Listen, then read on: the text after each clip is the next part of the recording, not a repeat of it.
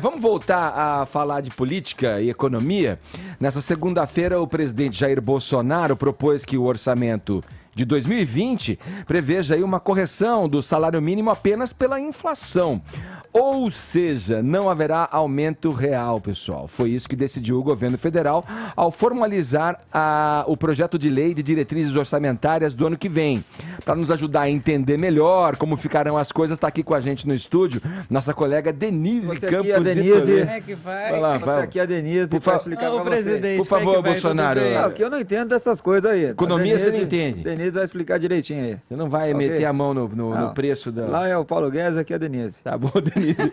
Denise, bom dia. Vamos lá. Por que o governo resolveu mexer nessa política aí de preços, né, que atinge grande parte da população brasileira, né? Falta de dinheiro, né? Falta de dinheiro. Cada reajuste do salário mínimo produz um aumento muito forte das despesas da Previdência, né? Se estima em 10 anos uma economia da ordem de uns 330 bilhões, com o governo dando reajuste só pelo mínimo, né, pela inflação, sem qualquer ganho adicional. E são quase 23 milhões de brasileiros que estão lá na Previdência recebendo o mínimo, tanto pensões como aposentadorias. Então, como há necessidade de se promover esse ajuste, ele resolveu anunciar para o próximo ano a correção. Agora, eles não assumiram ainda que seria uma nova política, que não vai mesmo aplicar mais a correção da forma como estava. Que, na verdade, não é que há um ganho real. Eles acrescentam no cálculo, além da inflação, o PIB de 2 anos antes. Então, nós já tivemos 2 anos em que não houve correção real, porque a economia estava em recessão. Então, o PIB foi negativo e aí não teve nenhum acréscimo. Então, há uma política diferenciada, Fernando Henrique adotou informalmente, Lula formalizou, mas aí veio depois da Dilma, naquela fase de recessão, sem a correção. Ultrapassa agora o valor meio psicológico de R$1.000, mas, de qualquer modo, é uma perda, inclusive, em termos do potencial de governo estimular a atividade econômica, porque quando você reforça a massa de recursos em circulação, você tende a reforçar o consumo. E o Brasil está precisando disso. O problema é que falta dinheiro, né, Edgar? Esse que é o grande problema. Agora é ver como é que o Congresso vai encarar essa mudança. Tem de passar pelo Congresso uma nova política que eles ficaram de apresentar, talvez no final do mês, aí formalmente, como vai ser a correção, porque agora essa correção para o ano que vem veio no projeto de lei de diretrizes orçamentárias. Então, o governo estima uma inflação, a partir dessa inflação também o crescimento, e com base nisso ele estima quanto que vai ter de receita. E aí vê o que cabe nessa receita. Sim. E aí não cabe um reajuste acima da inflação para o salário mínimo. Porque o governo, mesmo com a reforma da Previdência, ele trabalha com um horizonte de déficits ainda por alguns anos. Então, a correção não vai ser imediata, o rombo que recebeu de herança foi imenso, a economia está crescendo pouco, então gera menos imposto, e aí o saldo final das contas também não fica confortável. Então, é o possível, né? Eles estão fazendo muita política do possível, com essa tentativa de ajustar as despesas o máximo que der, para viabilizar superávites, recuperar a credibilidade, enfim, não dá para continuar trabalhando no vermelho, né? Denise, eu estou pensando aqui enquanto você fala, são tantas as informações que a gente trata e recebe diariamente. Teve recentemente uma questão do valor do salário mínimo, né?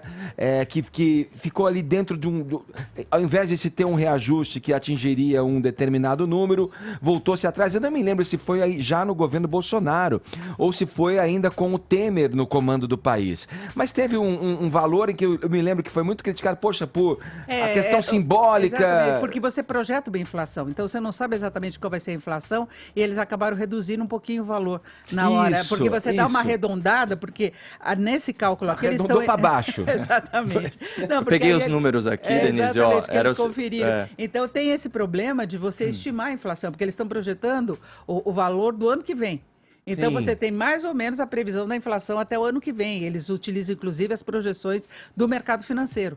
Aí, se lá na frente dá errado, tem um ajuste em função do novo dado. Sim. É isso. Nesse caso que o Edgar falou, foi o seguinte, o Congresso, né, ano passado, então... Foi já com o Bolsonaro? Não, foi com o Temer, É a transição, na verdade. Mas valendo agora. Valendo agora, porque o Congresso ele tinha aprovado um salário de R$ 1.006, certo? Com base numa estimativa de inflação de 4,2%. Só que a inflação que se verificou foi 3,5%, então eles estavam propondo um aumento de R$ 954 para R$ 998. Nesse caso, teria um aumento real. A gente já deve estar o quê? No terceiro ou quarto ano? Não então, passou do mil. Exatamente, não passou do R$ 1.000. mil. Agora, Edgar, eu acho que vale salientar ainda que, do ponto de vista da população em geral, os estados podem praticar salários diferentes. Eles ajustam. E aqui em São Paulo, por exemplo, o valor que está valendo desde 1º de abril para empregados domésticos é R$ 1.163,55. Então, tem uma diferença nos estados. Agora, você segurar o salário mínimo, você acaba aumentando a desigualdade social que nós temos no país. Né? Em relação à Previdência, haverá uma discussão também nesse aspecto, porque você continua tendo uma vinculação, porque ainda não há uma desvinculação dos benefícios do salário mínimo. Então, você não tem correção real, você tem correções menores para aqueles que ganham menos.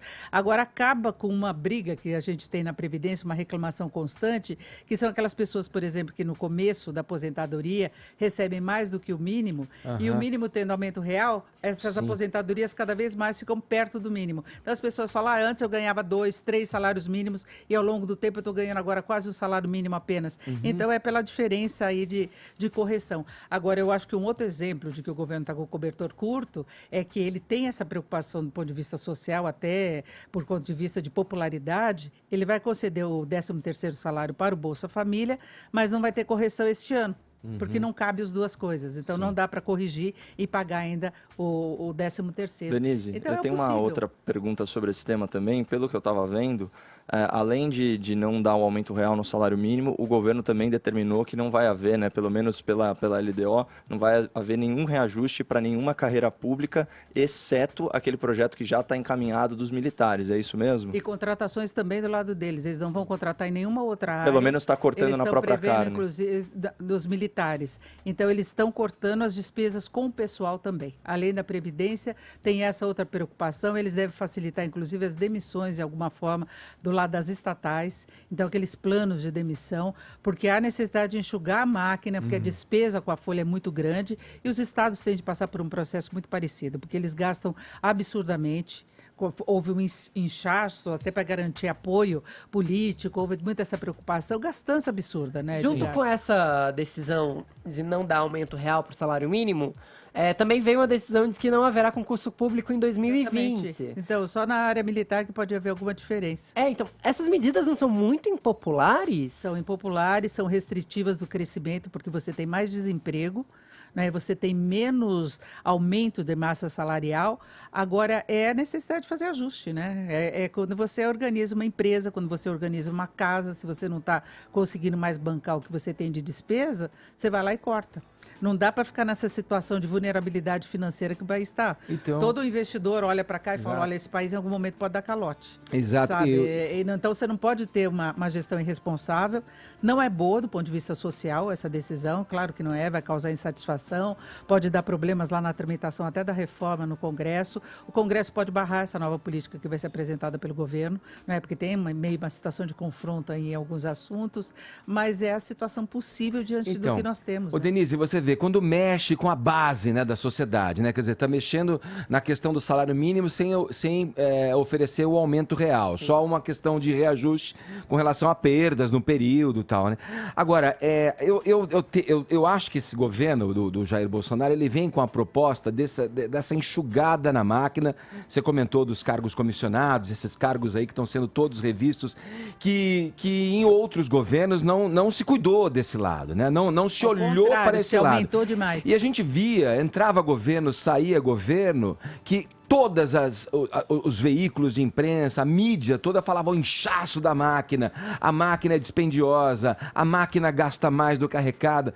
Quantas vezes você não veio aqui neste mesmo programinha de rádio, Denise, falando desse desequilíbrio? Quer dizer, com relação à medida ser impopular, alguma hora esse remédio amargo teria de vir. Sim. Né? E aí há um mérito, né, pelo menos na intenção do governo. Eu acho que a questão, eu acho talvez... que o que é ruim é você tomar essas medidas no momento que a economia está crescendo pouco. Está crescendo pouco e mexer com a base, é isso que eu acho. A base deveria ser, de alguma maneira, poupada disso, né? Porque talvez quem vive de salário mínimo é quem está mais necessitado. Simbólico de falar, olha, eu vou reconhecer, a base precisa aquecer a economia, precisa ter poder para, inclusive, até consumir. Então eu vou garantir esse reajuste Você e reduz esse o aumento real. desequilíbrio. Denise, Ainda no país, quando você dá reajuste real para o salário mínimo, Sim. você vai reduzindo. E o país tem uma desigualdade muito forte. Muito. Agora é a conjuntura que deixa tá eu aí te pedir colocada, para fazer né? uma coisa que para muita gente vai parecer óbvia, A mas às última vezes... pergunta, hein, pra Denise, vai. Mas é que muitas Por vezes a favor. gente ouve as coisas e não processa direito. Você falou que os militares são uma exceção dentro dessas decisões que foram tomadas. Há um privilégio para militares? O que é que acontece nesse sentido? Olha, os militares reclamam da questão do plano de carreira deles, que há uma defasagem, que eles ganham muito pouco, né, independente de algumas condições. Então, eles aproveitaram para colocar o plano de carreira junto com as mudanças da Previdência. Uma coisa não está diretamente E relacionada foi à uma outra. carta na manga que não teve como sair não fora. Não tem como sair fora, porque tem uma implicação muito forte em relação a isso. Até Rodrigo Maia reconheceu. Ele falou que a discussão toda da reforma deles vai ficar para depois. Reconheceu que tem essa defasagem salarial. Agora, o problema é que há uma defasagem salarial em várias outras categorias. Só que essa categoria tem mais força no contexto geral. Há necessidade de ter, inclusive, um plano de carreira mais eficiente. Tomara que outras categorias também passem por isso. Mas quando você joga na iniciativa privada, a condição é muito diferente. Né? E os servidores, de modo geral, eles têm uma condição privilegiada ainda em relação à remuneração, em relação a benefícios, em relação à estabilidade de emprego, que é uma coisa que o trabalhador do setor privado não tem.